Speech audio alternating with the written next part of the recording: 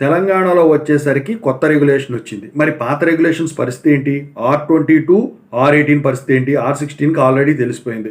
ఇప్పుడు వీళ్ళు అడుగుతా ఉన్నారు ఏదైనా ప్రాబ్లం వస్తుందా? ఎందుకంటే మాది R22 కూడా క్లోజ్ చేసేసారు.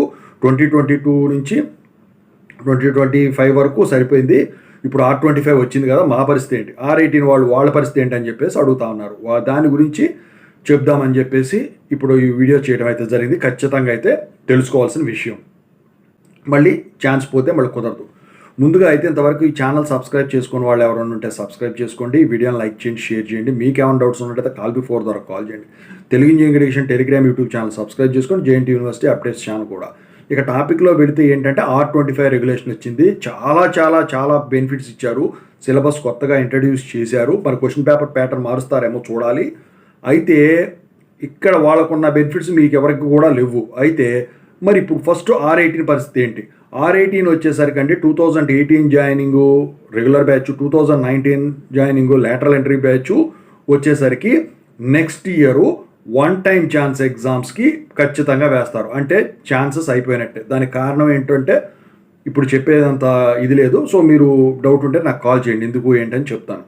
అయితే ఆ 2 బ్యాచ్లను పిలుస్తారు. మరి మిగతా బ్యాచ్ల పరిస్థితి ఏంటి? అవి కూడా ఛాన్సెస్ అయిపోతే నెక్స్ట్ నిదానంగా ఒక్కొక్కటి యాడ్ చేసుకుంటూ వెళ్తాడనమాట. ఇప్పుడు R18 ఫైనల్ బ్యాచ్ ఏది 2025 పాస్ అవుట్ వాళ్ళే కదా ఈ సంవత్సరం. సో ఆ బ్యాచ్ వచ్చేపాటికి ఇక అంతా అయిపోద్ది అనమాట. ఇక R18 పిలవడం మానేస్తారు. అలాగే R16 కూడా. ఇక R22 ఉంది. R22 బ్యాచ్లో రెగ్యులర్ వాళ్ళు 2022 జాయినింగ్, లేటరల్ ఎంట్రీ వాళ్ళు 2023 జాయినింగ్ ఫస్ట్ బ్యాచ్లో. అయితే ఈ బ్యాచ్లు కూడా ఛాన్సెస్ అయిపోయిన వెంటనే వచ్చేసరికి వన్ టైం ఛాన్స్కి ఎలిజిబిలిటీ ఇస్తారు. కాలేజీలో ఇక మీరు రాసేదానికి అఫిలియేటెడ్ అయినా అటానమస్ అయినా రాసేదానికి ఛాన్స్ ఉండదు. మరి ఆ ఛాన్సెస్ ఎప్పుడు కంప్లీట్ అవుతాయి ఏంటి అని చెప్పేసి మీకు ఏమైనా డౌట్ ఉన్నట్టయితే నాకు కాల్ చేయండి, చెప్తాను. అయితే ఓవరాల్గా అయితే నేను చెప్పొచ్చేది ఏంటంటే మీరు ఇప్పుడు ఉన్న పరిస్థితుల్లోనే త్వరగా చేసుకోవడానికి ట్రై చేయండి. అది ఎట్లా రాస్తారు ఏం చేస్తారు అనేది పక్కన పెడితే మొత్తానికైతే అయిపోయేటట్టే చూసుకోండి, ఓకేనా? ఎందుకంటే R22 వాళ్ళకైతే అసలు ఏ బెనిఫిట్ లేదు. CBT లేదు, గ్రేస్ మార్క్స్ లేదు, సబ్జెక్ట్ ఎగ్జామ్షన్ లేదు, ఏది లేదు. R18 కన్నా కొంచెం 30-23 గ్రేస్ మార్క్స్ అన్నీ ఉన్నాయి. R16కి సబ్జెక్ట్ ఎగ్జామ్షన్ గ్రేస్ మార్క్స్ ఉన్నాయి. రాబోయే R25కి వచ్చేసరికి ఇంకా చాలా బెనిఫిట్స్ ఉన్నాయి.